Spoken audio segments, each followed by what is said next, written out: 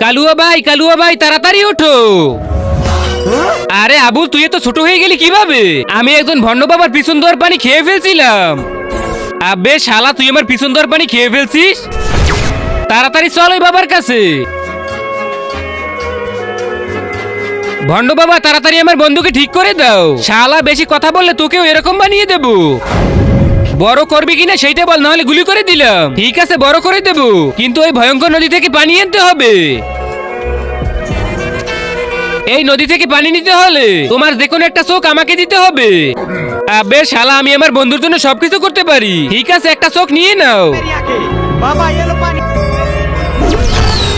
अरे ওকে তো জাদু দিয়েই ঠিক করে দিলে, তাহলে পানি দিয়ে কি করবে? अभी बताता हूँ। এখন আমার উপরে গুলি চালা। ওই নদীর পানি যে খেতে পারবে সে অমর হয়ে যাবে। আমি অমর হয়ে গেছি, এখন তোরা আমার কিছু করতে পারবি না। अबे तो बुढ़े